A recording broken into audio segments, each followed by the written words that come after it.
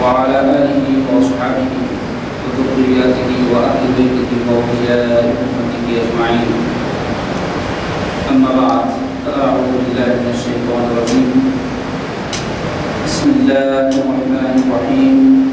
واعبدوا الله ولا تشركوا به شيئا وبالوالدين إحسانا وذي القربى واليتامى والمساكين والجار القربى والجار الجنب وصاحب بالجنب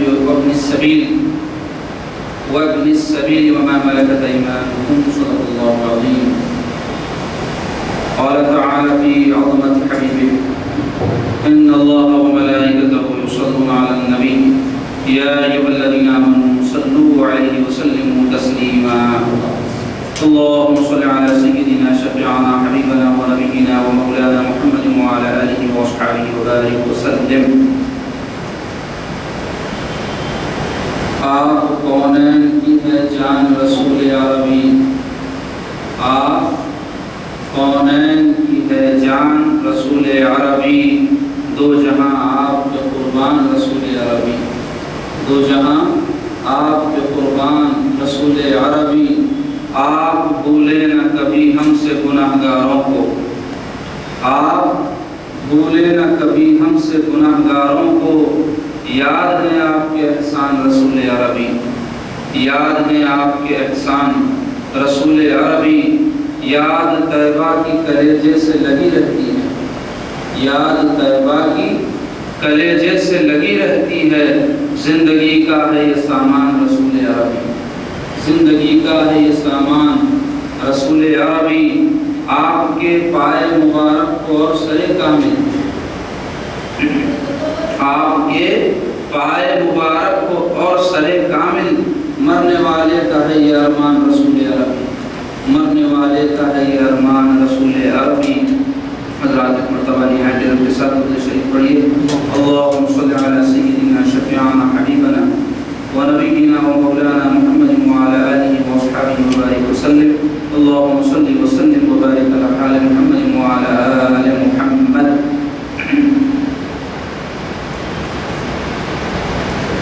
برادران اسلام،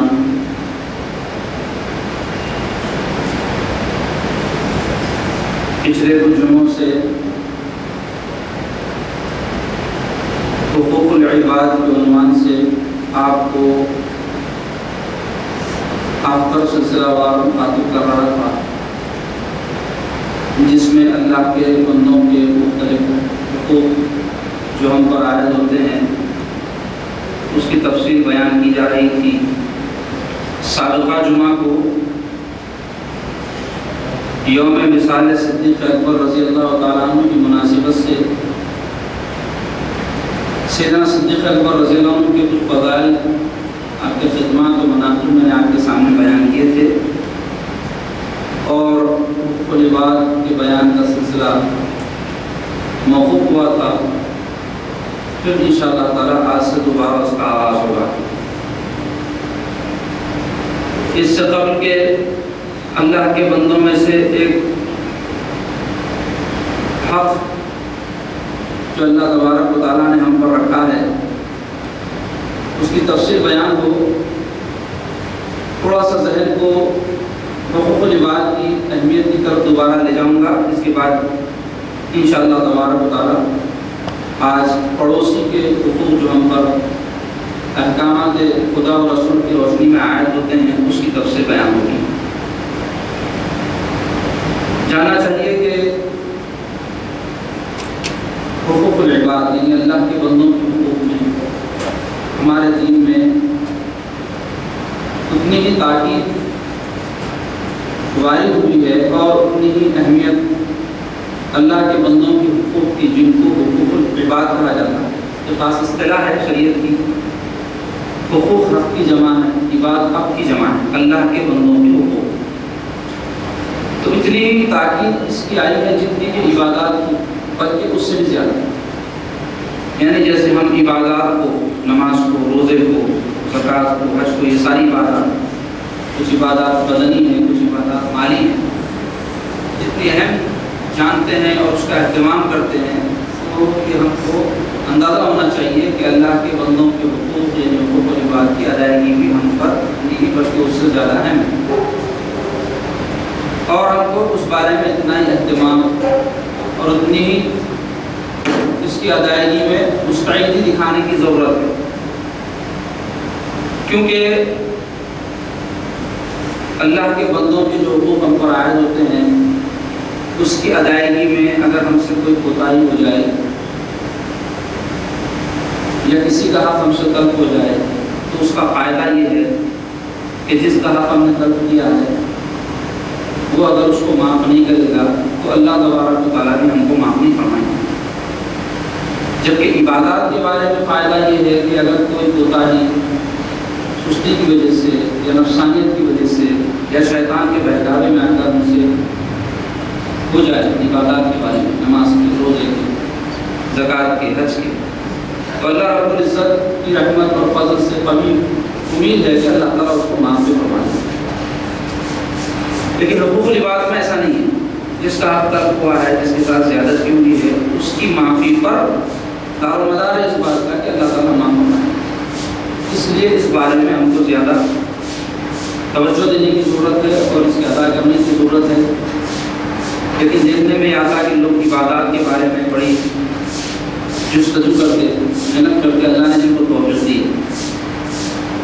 لیکن بہت سے ایسے لوگ ہیں جو عبادات کے بارے میں تو مستعد ہوتے ہیں لیکن حقوق العباد کے بارے میں لاپرواہ ہوتے ہیں، تو یہ بڑی غلط بات ہے۔ ہم کو ایک مرتبہ پھر اپنے اعمال کا محاسبہ کرنے کی ضرورت ہے اور حقوق العباد کو معمولی نہیں سمجھنا چاہیے، اب تلفیوں کو ہلکی اور چھوٹی بات نہیں سمجھنا چاہیے۔ یہ بھی عبادات ہی کے اتنے بلکہ اس سے بھی زیادہ اہمیت رکھنے والی چیز ہے۔ حقوق العباد کے بارے میں قرآن مجید میں، احادیث میں بہت زیادہ تاکید آئی ہے اور اب تلفیاں کرنے والوں کے لیے وعیدیں آئی ہیں،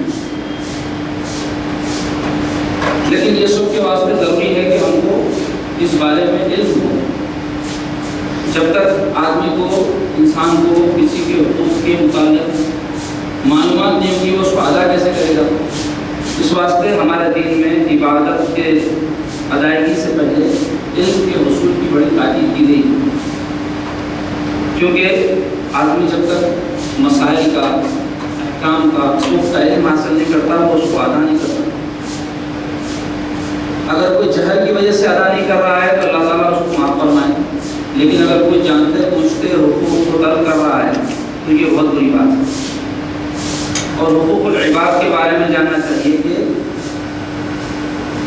یہ لفظ تو ہم کو بتاتا ہے کہ یہ جمع ہے، کہ عباد جمع ہے حق کی اور حقوق جمع ہے حق کی۔ اللہ کے بندوں کے بہت سارے حقوق ہم پر عائد ہوتے ہیں،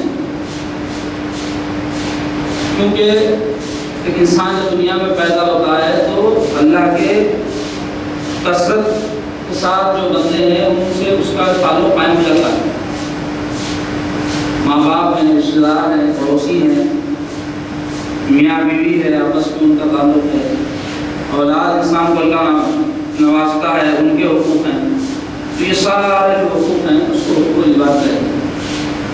تو انہی بندوں کے حقوق کے بیان میں میں نے والدین کے حقوق آپ کے سامنے بیان کیے، اولاد کے حقوق بیان کیے، اور زوجین میں میاں بیوی کا ایک دوسرے پر کیا حق ہوتا ہے اس کو بیان کیا۔ اس کے بعد حقوق العباد کے عنوان سے جو آخری حقوق کی تفصیل میں نے بیان کی وہ رشتہ داروں کے حقوق تھے۔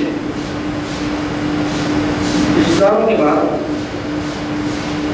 علماء نے جو ترتیب اختیار کی حقوق کے بیان میں، اس میں پڑوسیوں کا حق آتا ہے۔ پڑوسی کو عربی زبان میں جار کہا جاتا ہے، جار، جار کے معنی پڑوسی کے ہوتے ہیں۔ اور آپ یقین جانیں کہ ہمارے دین میں جتنی تاکید، جتنی اہمیت پڑوسی کے حقوق کی بیان ہوئی ہے کسی اور مذہب اور دین میں نہیں ہوئی۔ ویسے تو اسلام دین حق ہے اور جو بھی احکامات اس کے ہیں وہ اللہ اور اللہ کے رسول کی طرف سے نہیں ہیں، کسی بندے کی طرف سے بنائے ہوئے نہیں ہیں، تو یہ دین حق بندوں کے بیچ کے جو تعلقات ہے، ان کے باہمی جو روابط ہے، اس کی اہمیت کو جانتا ہے، کون سے رشتے کا کیا تعلق ہے، کیا اہمیت۔ تو اس مناسبت سے ہمارے دین نے جو قیامت تک کے واسطے اللہ تعالیٰ نے یہ دین ہم کو عطا کیا ہے، اس میں ان حقوق کی رعایت رکھی۔ تو ایسے ہی پڑوسیوں کا تعلق بھی ایک اہم تعلق ہے، بلکہ امن و سلامتی والے معاشرے کی بنیاد ہی پڑوسیوں کے حقوق کی ادائیگی پر منحصر ہے۔ اب پڑوسی کا ایک بڑا وسیع مفہوم ہمارے دین نے دیا ہے۔ عام طور پہ پڑوسی بولے تو ہمارے پاس صرف گھر کے پڑوسی کو سمجھتے ہیں، یہ بات بھی درست ہے، لیکن صرف گھر کے پاس کا پڑوسی نہیں ہوتا۔ ہمارے پاس پڑوسی کا جو لفظ ہے، جار کا جو لفظ ہے، اس کا مفہوم بڑا وسیع ہے۔ نہ صرف گھریلو پڑوسی ہوتا ہے، بلکہ کاروباری پڑوسی بھی ہمارا پڑوسی ہوتا ہے۔ اسی طرح اگر ہم کسی کے ساتھ کسی مقام پر عارضی طور پر قیام پذیر ہیں اور ہمارے ساتھ اگر کوئی رہ رہا ہے تو وہ بھی ہمارا پڑوسی ہے۔ ہم اگر ریل میں، بس میں، پلین میں سفر کر رہے ہیں تو سفر میں کوئی ایک دن کے لیے، کوئی کچھ گھنٹوں کے لیے ہمارے ساتھ ہوتا ہے، لیکن وہ ہے تو ہمارا پڑوسی۔ تو اتنا وسیع مفہوم ہمارے دین نے پڑوسی کا دیا ہے۔ نہ صرف یہ بلکہ پڑوسی کے ساتھ کس طرح کا سلوک روا رکھنا چاہیے، اس بارے میں رسول پاک علیہ السلام کا ایک ارشاد پاک جو زیادہ تر پڑوسی کے حقوق کے بارے میں بیان کیا جاتا ہے، وہ یہ ہے کہ رسول پاک علیہ السلام ارشاد فرماتے ہیں، بی بی عائشہ صدیقہ رضی اللہ تعالیٰ عنہ جو سرکار پاک کی زوجہ مبارکہ ہے، وہ راویہ ہیں اس حدیث سے پاک، جس میں پڑوسی کے حکم کی انتہائی درجے کی تاکید ہم کو معلوم ہوتی ہے۔ وہ کیا روایت کرتی ہیں؟ رسول پاک علیہ السلام نے ارشاد فرمایا کہ جبرائیل علیہ السلام نے پڑوسی کے بارے میں مجھے اتنی وصیت کی، اتنی تاکید کی کہ مجھے ایسا گمان ہونے لگا کہ اللہ تعالیٰ کہیں پڑوسی کو وراثت میں شامل نہ کر دیں۔ وراثت کسے کہتے ہیں؟ کوئی آدمی جب مر جاتا ہے تو اس کے بیوی اور بچوں میں جو اس کا ترکہ بڑھتا ہے، وہ جو چھوڑ کے مرا، چاہے وہ جائیداد ہو، مال ہو، کوئی اشیاء ہو، اس کی بیوی اور بچے اس کے وارث ہوتے ہیں، ان کو ملتا ہے، ان کے حصے متعین ہیں۔ بیوی کے لیے حصہ ہے، بچوں کے لیے، مرد جو بچے ہیں ان کے لیے حصہ ہے، اور عورت بچوں کے لیے حصہ ہے، اس کو وراثت کہتے ہیں۔ تو سرکار پاک کیا ارشاد فرمایا، جبرائیل علیہ السلام مجھے اتنی وصیت کی ہے، اتنی تاکید کی ہے پڑوسی کے بارے میں، مجھے گمان ہونے لگا کہ کہیں اب ایسا حکم کوئی نازل نہ ہو کہ جس میں جیسے بیوی بچوں کو ایک شخص کا ترکہ ملتا ہے، ویسے پڑوسی کو بھی شامل نہ کر دیا جائے ترکے میں۔ اس سے آپ اندازہ لگائیں کہ صرف مال جائیداد کے بارے میں کوئی پڑوسی ہمارا حقدار نہیں ہوتا، باقی جو سلوک ایک گھر کے فرد کے ساتھ ہم روا رکھتے ہیں، اس طرح کے سارے سلوک ہم کو پڑوسی کے ساتھ ہی روا رکھتے ہیں۔ یہ بات اس سے ثابت ہے۔ صرف مال میں اس کو شریک نہیں کیا جائے، جائیداد میں اس کو شریک نہیں کیا جائے، متاع میں جو دنیاوی مادی چیزیں ہوتی ہیں اس میں شریک نہیں کیا گیا، لیکن حسن سلوک میں اور عطا اور دینے لینے کے بارے میں جیسے کوئی شخص اپنے بیوی بچوں کے ساتھ سلوک روا رکھتا ہے، ویسا ہی سلوک پڑوسی کے ساتھ روا رکھنے کی حدیث پاک سے تاکید معلوم ہوتی ہے۔ اور کیوں نہ تاکید کی جائے پڑوسی کے بارے میں؟ اگر آپ غور کریں تو آپ کو یہ بات آسانی سمجھ میں آئے گی کہ انسان کے جو اقربا اور عیسیٰ یعنی رشتہ دار جو ہوتے ہیں، بعض وقت قریبی جو رشتہ دار ہوتا ہے یا قریب سے قریب کا جو رشتہ دار ہوتا ہے، اس سے بھی انسان کی اتنی قرابت نہیں ہوتی جتنے پڑوسی سے ہوتی ہے۔ مثلاً ایک شخص ہے، اس کا سگا بھائی ہے، تو ضروری نہیں ہے کہ وہ سگا بھائی اس شخص کے ساتھ ہمیشہ اس کے گھر کے ساتھ لگے ہوئے گھر ہی میں قیام کرے۔ کبھی ایسا ہوتا ہے کسی شخص کی جائیداد بننے کے بعد جب تقسیم ہوتی ہے تو وہ جائیداد فروخت کر دی جاتی ہے، کرنے کے بعد ہر ایک کو اس کا حصہ دے دیا جاتا ہے، ہر بھائی کو اپنا اپنا حصہ مل گیا، وہ گھر فروخت کر کے ملا تو وہ گھر کوئی اور لے لیتا ہے، یہ سارے بھائی بگڑ جاتے ہیں، کوئی بھائی کسی محلے میں رہتا ہے، کوئی بھائی کسی محلے میں رہتا ہے۔ تو سگے بھائیوں میں محبت تو قائم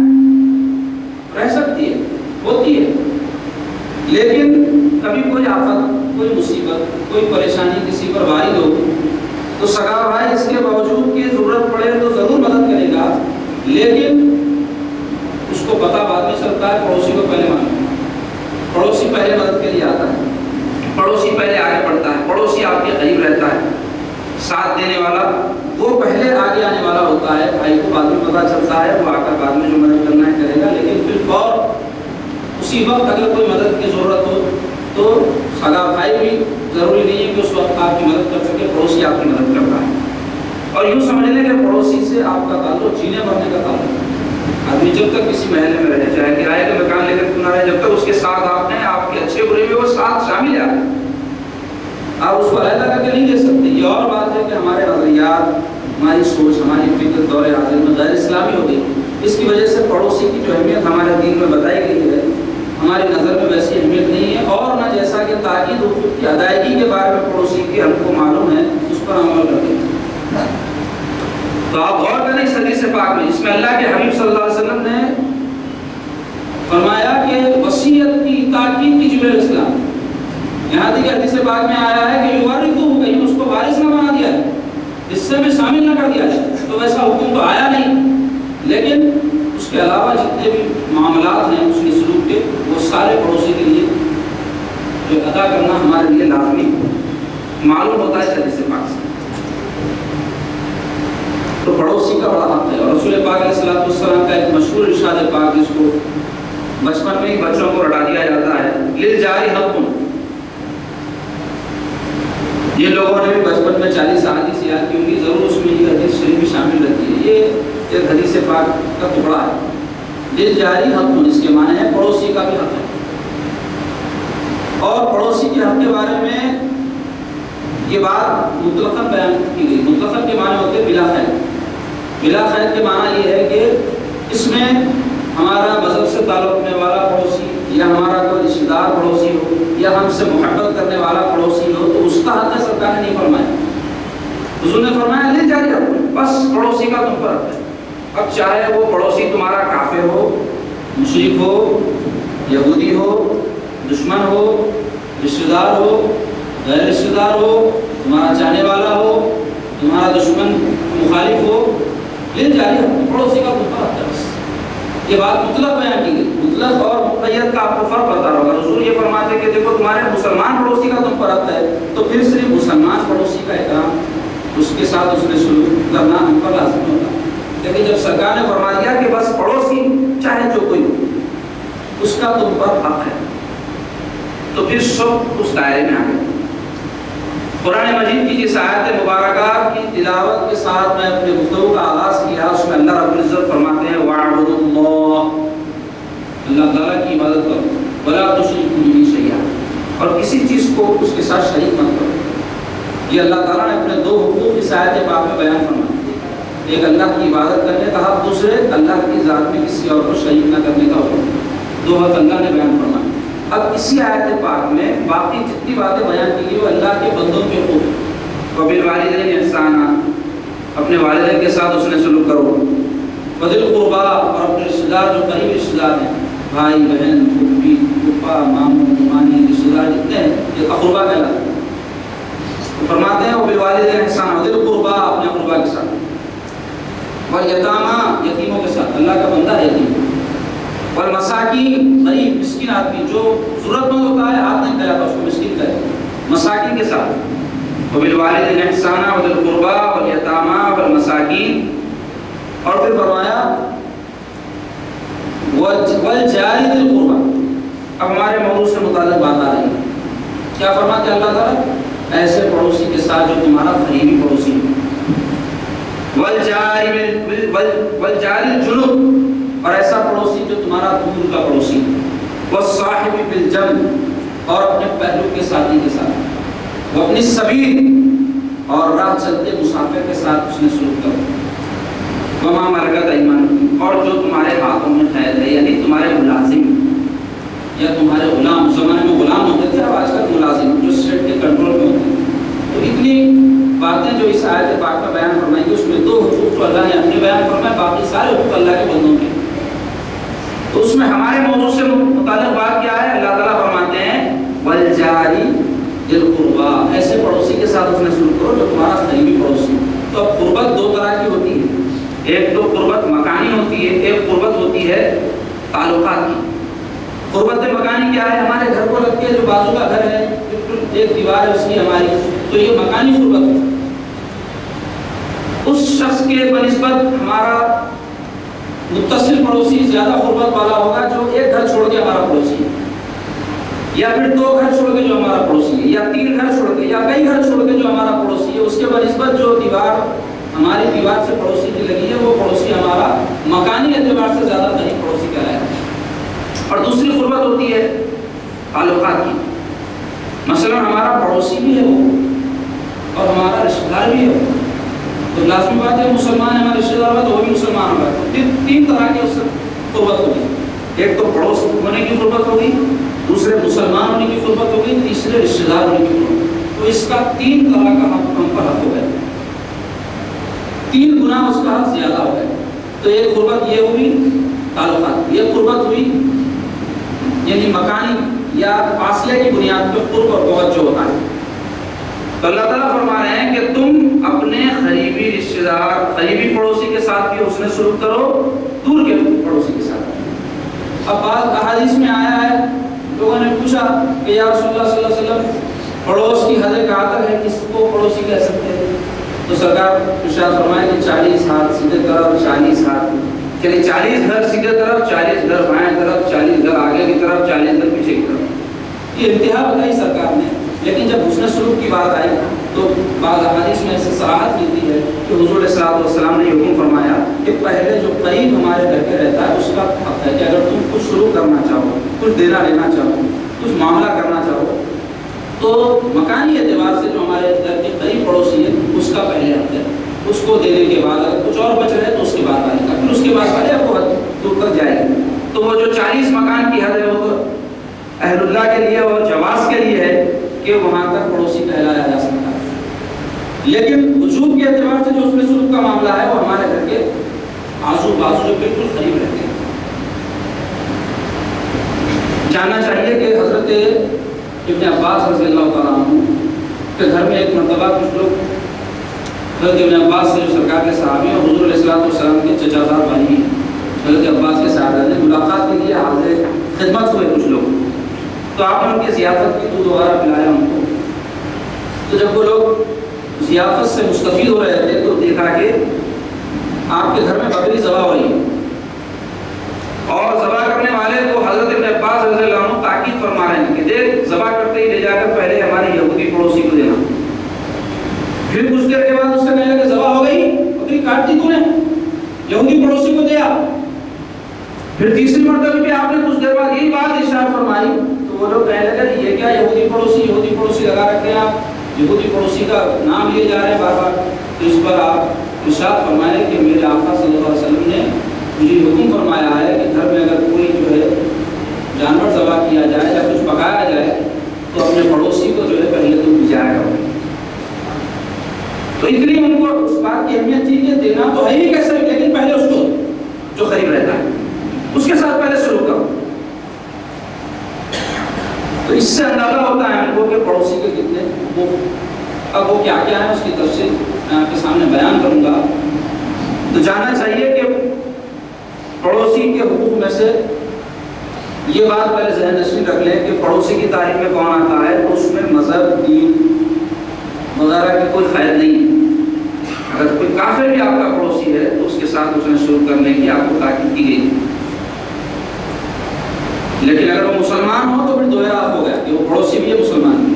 اگر وہ رشتہ دار بھی ہو آپ کو, اکثر ایسے ہوتا ہے محلے میں جو ہے رشتہ دار آپس میں پڑوسی بھی ہو جاتے ہیں, ایک کے بعد ان کے مکان بھی ہوتے ہیں. ایک مکان ہوتا ہے اس میں جب تقسیم ہوتی ہے, بڑا مکان ہوتا ہے تو تقسیم کے دوران سگے بھائی کو آپس میں جو ہے حصے مل جاتے ہیں تو وہ آپ کا رشتہ دار بھی ہے, پڑوسی بھی ہے, مسلمان بھی ہے. تو اتنے زیادہ اس کے حقوق آپ پر آ جاتے ہیں کہ ایک خالی پڑوسی کا جو ہوتا ہے اس سے زیادہ اس کا آپ پر 3 گنا زیادہ حق مل جاتا ہے. تو اب پڑوسی کے حقوق کیا ہیں؟ تو اس میں سب سے پہلا حق تو پڑوسی کا یہ ہے کہ اس کی حاجت براری کی جائے. یعنی اگر وہ ضرورت مند ہو, مجبور ہو, محتاج ہو, پریشان حال ہو تو تو ہماری حسب استطاعت ہم جو کچھ بھی اس کے لیے کر سکتے ہیں ہم کو کرنا چاہیے، اس کا حق کرنا۔ رسول پاک علیہ الصلوۃ والسلام کا ارشاد مبارک ہے کہ اگر کسی شخص کا پڑوسی اس حال میں بھوکا سو جائے کہ اس نے پیٹ بھر کر کھایا اور پڑوسی کا خیال نہیں کیا تو سرکار فرماتے ہیں وہ شخص جہنم میں جائے، یعنی اس کے احوال کی خبر رکھے، اس کا حال چال جاننے کی کوشش کرے۔ لیکن افسوس کے ساتھ کہوں گا ہمارے پاس حال چال جاننے کی کوشش تو کرتے، لیکن اس میں نظریہ یہ ہوتا کہ ان کے گھر کے بیلوں کو جان کر دوسروں کے سامنے کہتے تھے، ان کے عیوب کو تلاش کر کے دوسروں کے سامنے ان کی برائیاں بیان کریں۔ یہ مقصد نہیں ہوتا کہ ان کے احوال سے واقف ہو کر، ان کی پریشانیوں سے واقف ہو کر ان کی کچھ مدد کی جائے۔ تجسس رہتا ہے، وہ ٹوکنے لگے رہتے ہیں ان کے گھر میں کیا ہوا، آج لوگ آئے تھے کہ کیا وجہ سے آئے تھے، ان کی بچی کے رشتے کا کیا ہوا، ان کے بچے کے پیام کا کیا ہوا، یہ ساری باتیں جان کے مسائل پیدا کیے جاتے ہیں۔ اس کی تفصیل میں ایک جو ہفتہ رفیع پڑوسی کے ساتھ ہوتی ہے اس کے عنوان کے تحت آپ کے سامنے بیان کروں گا، تو اس کی حاجت براری کی جائے۔ دوسرا اس کا یہ ہے کہ اگر وہ قرض کا حاجت مند ہو تو اس کو قرض دیا جائے۔ اگر آپ اس بات کی استطاعت رکھتے ہیں، لوگ سمجھتے ہیں بھائی قرض دینا کیا ثواب کی بات ہے، صدقہ کرنا زیادہ ثواب کی بات ہے، خیرات کرنا زیادہ ثواب کی بات ہے، لیکن فقہاء نے لکھا ہے کہ اگر کوئی شخص کسی ضرورت مند حاجت مند کو قرض دے اور پھر اس کو مہلت دیتا جائے تو یہ افضل ہے صدقہ کرنے سے، صدقہ دینے سے بھی زیادہ افضل ہے، کیونکہ کبھی ایسا ہوتا ہے صدقہ ہم کسی کو دیتے ہیں وہ اتنا زیادہ حاجت مند اور ضرورت مند نہیں ہوتا جتنا قرض طلب کرنے والا ضرورت مند ہوتا ہے، اور اکثر قرض وہ لوگ لیتے ہیں جو خوددار ہوتے ہیں، ان کو یہ خیال ہوتا ہے کہ کسی سے بھیک کی طرح کیوں مانگے، اب مجبوری ہے دوسرے کی مدد تو انسان کو کرنا چاہیے، ہم کو آج کوئی مدد کر دے تو ہم اس کا لیا ہوا قرض لوٹا دیں۔ جو لوگ بھکاری طبیعت کے ہوتے ہیں وہ یہ کیا چاہتے ہیں کہ ان سے کچھ مانگ لو، ان سے کچھ مانگ لو، دینا دلانے کی بات ہی نہ ہو، واپس دینے کا مسئلہ ہی نہ ہو، لے لو اس کو استعمال کر لو، ان کی طبیعت ہی ایسی بن جاتی ہے۔ جیسے آپ دیکھتے ہیں مساجد کے جو بھکاری ہوتے ہیں یا بعض لوگ جو ہے اس طرح مساجد کرے کھڑے کے سڑکوں پر تو نہیں مانگتے، لیکن عادت پڑ جاتی ہے بعض لوگوں کو، رشتہ داروں میں گئے ان سے کچھ مانگ لیا، ملنے جلنے والوں سے کچھ مانگ لیا، خودداری کم ہوتی ہے۔ جن میں تھوڑی خودداری زیادہ ہوتی ہے تو وہ کیا کرتے ہیں کہ نہیں بھائی کسی سے بھیک کے انداز میں کچھ دینا مناسب نہیں ہے، قرض دے دیں، پھر جب بھی ہم کو کہیں سے آنا ہے کچھ وہ آ جائے تو ان کو واپس کر دیں، ایسے نہیں ہے۔ اور بعض لوگ تو ایسے ہوتے ہیں کہ ضرورت مند ہوتے ہیں پھر بھی قرض نہیں لیتے، مشقت میں تکلیف میں گزار لیتے ہیں، یہ اور بڑی خودداری کی بات ہے۔ تو اگر کسی مانگنے والے کو یا کسی ایسے شخص کو جو لے لے صدقہ قبول کر لے اور اس کو خرچ کر لے، اس کو دینے سے فقہاء کہتے ہیں افضل یہ ہے کہ کسی ایسے شخص کو دیا جائے جو قرض طلب کر رہا ہے، کہ اس کو ضرورت ہے سب اس وجہ سے وہ مانگ رہا ہے، ورنہ نہیں مانگ رہا تو زیادہ ثواب لے۔ اس کے علاوہ احادیث میں یہ بات ملتی ہے کہ اگر وہ بیمار ہو جائے تو اس کی عیادت کی جائے، پڑوسی اس کا حال چال جانا جائے، اور اگر ممکن ہو تو اس کی تیمارداری بھی کی جائے، یعنی خدمت۔ کوئی نہیں ہے پڑوس میں، دواخانے میں کوئی پڑے ہیں، مرد آدمی ہیں تو مرد جا کر ان کی تیمارداری کرے، اگر عورت ہے تو اپنے گھر کی عورت کو بھیجے، اگر ہمارے پاس وسعت ہے سہولت ہے جا کر اپنی جو ہے پڑوسی کی تیمارداری کرو، کوئی دیکھ بھال کرنے والا نہیں۔ اس کے علاوہ اگر اس کے گھر میں کوئی خوشی ہو تو سرکار فرماتے ہیں اس کو مبارکباد شامل ہو۔ یہ کب ہوتا ہے؟ جب دل میں پڑوسی کے لیے اکرام حسد نہ ہو اور اناد نہ ہو، دل میں اس کے لیے کینہ نہ ہو، تب آدمی اس کی خوشی